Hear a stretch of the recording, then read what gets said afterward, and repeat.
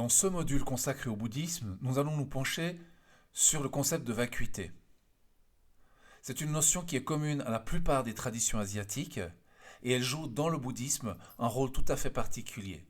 C'est un sujet difficile, complexe, auquel les cursus traditionnels consacrent 5 ans d'études à plein temps.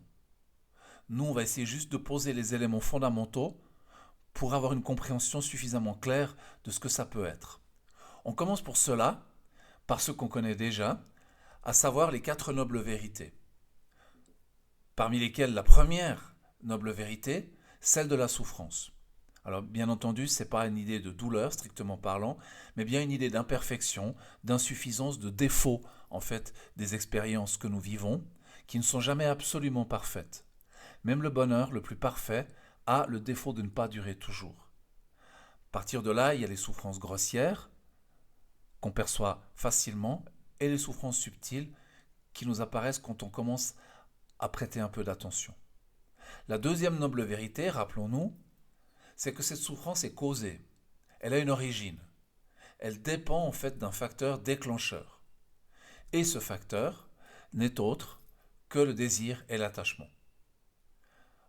On désire des choses qui nous manquent, en ce sens, c'est une souffrance, et on s'attache à des choses que l'on possède, mais que l'on craint de perdre, et c'est une souffrance également.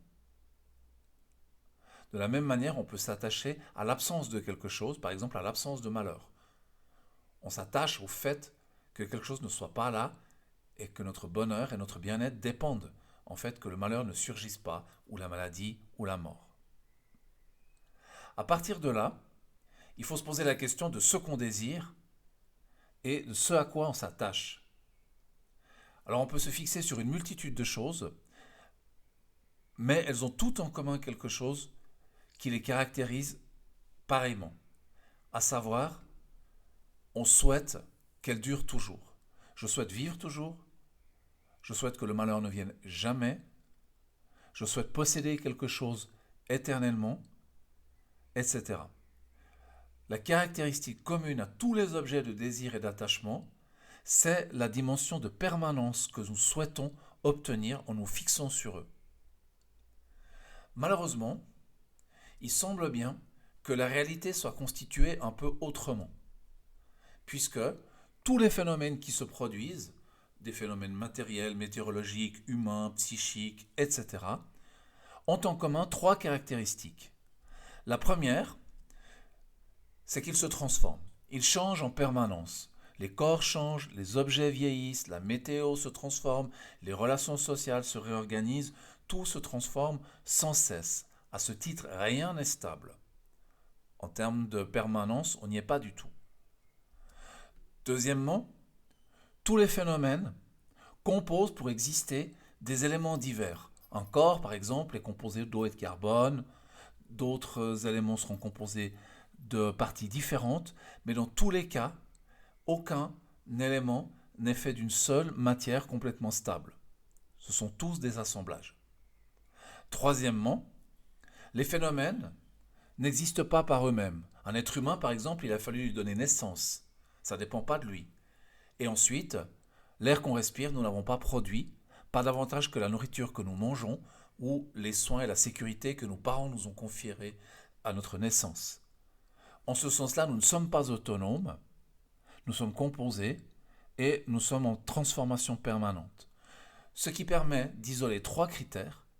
Le premier, c'est que tous les phénomènes sont impermanents, pris dans des processus de transformation constants, plus ou moins rapides, plus ou moins perceptibles. Le deuxième critère, c'est la composition. Tous les phénomènes sont composés et associent des éléments d'origine diverse dans une configuration provisoirement stabilisée sous cette forme. Et finalement, le dernier critère est le critère d'interdépendance, puisque je ne peux pas fonctionner comme une petite entité autonome. Alors, si on reprend ces 3 critères, l'impermanence, tout change, la composition, je suis un être composite, et l'interdépendance, je ne peux pas générer la totalité de mes ressources seul. Mis ensemble, ces 3 critères permettent de définir ce que le bouddhisme comprend par vacuité. Alors, on s'empresse d'amener une précision, c'est que la vacuité n'est pas le néant. Vide ne veut pas dire rien.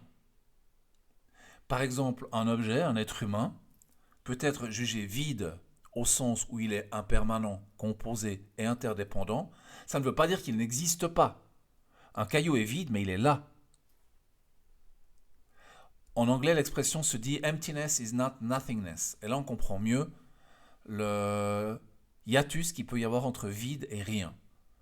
Donc la vacuité ne conclut pas du tout à l'inexistence de la chose, mais au contraire, à sa simple propension à changer de forme et à se réinventer et à se transformer constamment, et cela à l'infini, selon un mode extrêmement large de possibilités.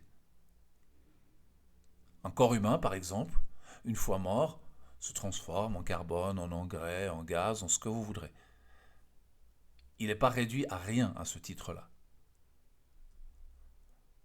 Alors, dans le bouddhisme, il y a toujours cette exigence du Bouddha de ne rien croire sur parole, de ne surtout pas poser d'acte de foi sans exiger une démonstration. Eh bien, c'est exactement ce qui se passe. On va donc prendre un exemple pour démontrer cela. Prenons par exemple une fleur, ici un coquelicot, et le raisonnement, le bouddhisme, surtout himalayen, adore cette casuistique-là. Le raisonnement est celui-ci. On va retirer de cette fleur tout ce qui ne compose pas la fleur, c'est-à-dire tout ce qui n'est pas la fleur en tant que telle. On se pose ainsi la question, est-ce que la fleur c'est la tige? Réponse évidemment non. Est-ce que la fleur est le bourgeon? Non plus. Est-ce que la fleur serait la corolle? Non plus. Est-ce que la fleur serait le calice? Pas davantage, et on peut multiplier ainsi le raisonnement. À l'arrivée, vous remarquez que si vous retirez tout ce qui n'est pas la fleur, il reste rien. Il reste rien que des morceaux de quelque chose qui peuvent être, en fonction du détail, de plus en plus petits et qui, à un moment donné, très provisoirement, ont formé le coquelicot. Alors, le problème devient le suivant. Lorsque je m'attache à un coquelicot, ou à une personne, ou à une situation, ou à un objet, ou à une possibilité, à quoi est-ce que je m'attache en réalité? Puisque ce sont que des morceaux qui auraient pu se composer tout à fait autrement. Eh bien, je m'attache en effet à un assemblage d'éléments qui, pendant un certain temps, ont été associés sous la forme d'un coquelicot, d'un être humain ou d'autre chose. Et c'est mon esprit qui se représente l'entier et qui s'attache à cet entier comme s'il existait par lui-même. Ce faisant, il commet une erreur, puisqu'en fait, l'entier n'existe que comme construction mentale. Alors, à partir de ce constat, que nous avons une façon de nous rapporter à la réalité qui ne correspond pas à ce que cette réalité est en vérité, qu'est-ce qu'il faut faire? Quel est le but finalement de la démarche du bouddhisme? Eh bien, il s'agit très simplement d'éduquer l'esprit. Mais à quoi? Eh bien, à ne plus s'approprier les phénomènes comme étant permanents. Et bien sûr non composés, puisqu'on les perçoit comme des toutes, et indépendants. Il s'agit d'entraîner l'esprit à l'impermanence, à la composition et à l'interdépendance, c'est-à-dire au fait que le réel est fluide et qu'il n'est pas cristallisé sous forme d'entité statique. Il s'agit d'éduquer l'esprit au fait que les objets ne subsistent pas par eux-mêmes et qu'à ce titre, ils sont vides. Alors, pour vous montrer ce que ça peut donner doctrinalement, un petit extrait d'un texte exceptionnel mais aussi exceptionnellement difficile qui est tiré de la Prajnaparamita, c'est-à-dire le sutra du lotus ou le sutra de diamant. C'est décliné de plusieurs façons.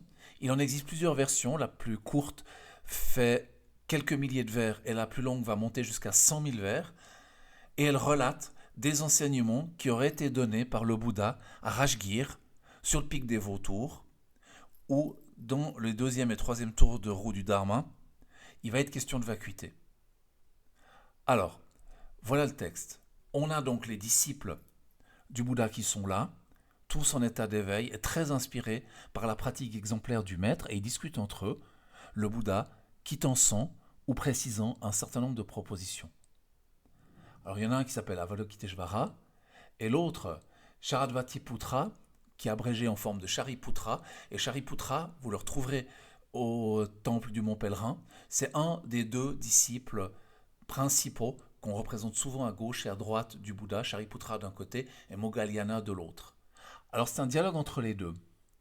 Et Avalokiteshvara répondit alors au vénérable Shariputra, les fils ou les filles de la lignée qui désirent pratiquer la profonde perfection, c'est-à-dire la prajnaparamita, de la sagesse, doivent la considérer de la manière suivante.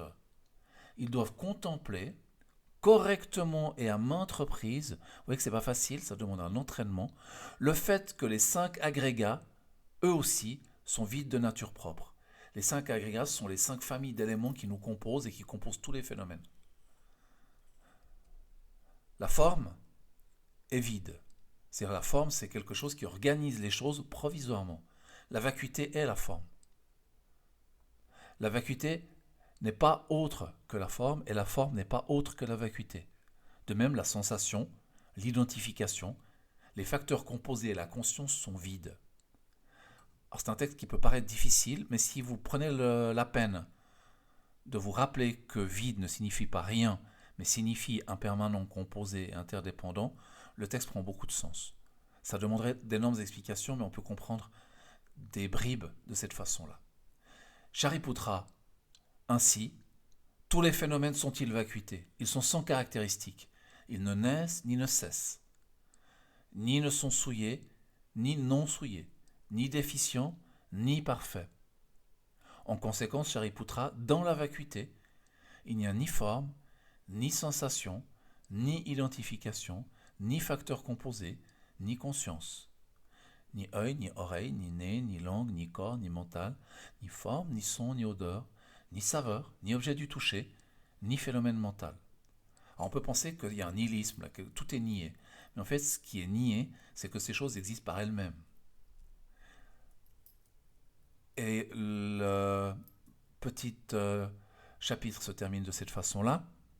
C'est en s'appuyant sur la perfection de la sagesse, sur la prajnaparamita, que tous les Bouddhas des 3 temps, vous verrez au Mont Pèlerin qu'il y a 3 Bouddhas pour 3 époques, Shakyamuni étant celui de l'époque présente, que tous les Bouddhas des 3 temps, eux aussi, font naître pleinement l'insurpassable éveil parfaitement accompli. La réalisation de la vacuité, c'est l'éveil. Alors, si on poursuit, eh bien, ces notions extrêmement abstraites et difficiles ont été représentées allégoriquement, notamment au travers de l'entraînement de l'esprit à cette vacuité. Et dans le bouddhisme zen, l'entraînement de l'esprit est représenté à la façon de l'éducation d'un buffle. Alors ce buffle, au début d'abord, on ne le trouve même pas, et ensuite il est particulièrement rétif à l'éducation qu'on veut lui donner.